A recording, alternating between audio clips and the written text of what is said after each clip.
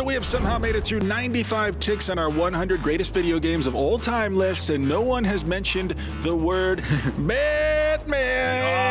Well, that all changes right now. We are at number 5, and we are talking about Batman Arkham Asylum. First of all, thank you for not saying Batman, because we would have had to stop right there. And this is from our good friends, and they are our friends now, at Rocksteady Studios. They didn't want to let gamers down again. There had been enough crap Batman games. So money was spent. We had Paul Dini, we had Kevin Conroy, we had Mark Hamill. Not so tight, boys. You'll crease the suit. Incredible, lush score that echoed the best cinematic interpretations of Batman we'd ever seen. A great list of villains. You brought this point up in our review, which we're going to see a little bit of. A really smart setting for this thing. It wasn't too grandiose, it wasn't too big. They didn't try to emulate the Spider-Man video games and give us all of Gotham to run around in. They gave us a nice enclosed environment for Batman to do his badass stuff in, and it worked beautifully.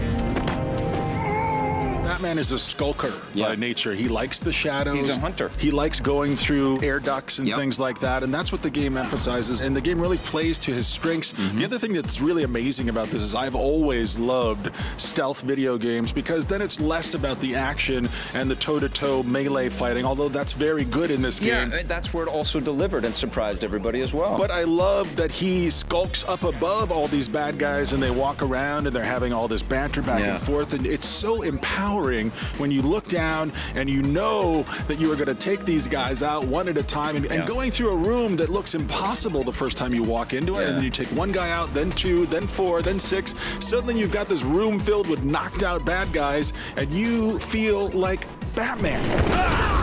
There is an emphasis on some detective mechanics in here as well, where you're looking at crime scenes and you're investigating particles and you're looking at semen. Yeah, not quite, but you're digging deep into what has happened and what has transpired, and you're using the Bat computer and your relationships with other characters in the Batman mythos to piece together these stories. I love the array of gadgets in this game too. You constantly feel like you're being fed a steady stream of new abilities, new things you can do in the game. There are secrets in this game that I still haven't found. I'm still playing this game. Riddler and the other thing is, the benchmark for any superhero game is always, does this game make you feel like that superhero? This game does that to a T. I can't imagine anybody ever bringing us closer to the Batman experience than the Rocksteady team did.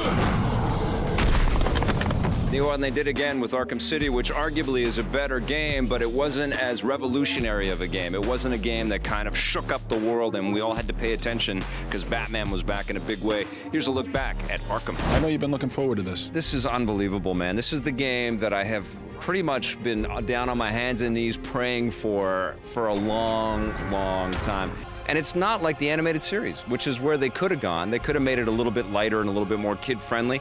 This is a dark Batman game, and that's why I loved it. What I felt like they got right with this game is, I think the scale of the game has to match the superhero.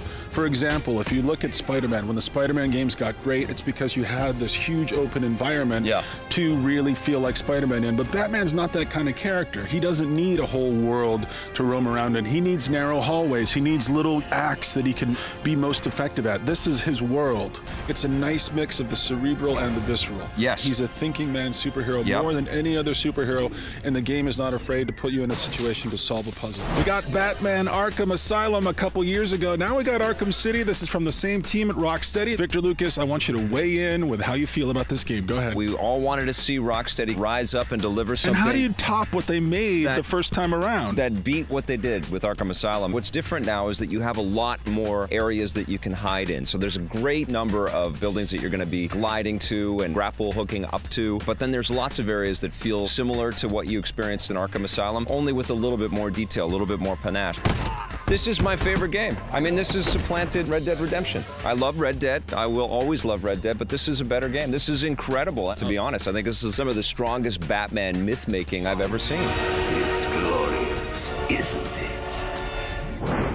What are you giving it? I'm going to give it a 9.5. 9.5? I'm giving it a 12 out of 10. Can't give it a 12. I'm giving it a 12. Congratulations to Rocksteady, to Batman, and to my friend Victor Lucas. You got yourself a good Batman game, my friend. I know, and amazingly enough, we got to do the making of on the collector's edition. I still can't believe it. All surreal. Number 5, Batman Arkham Asylum. Congrats.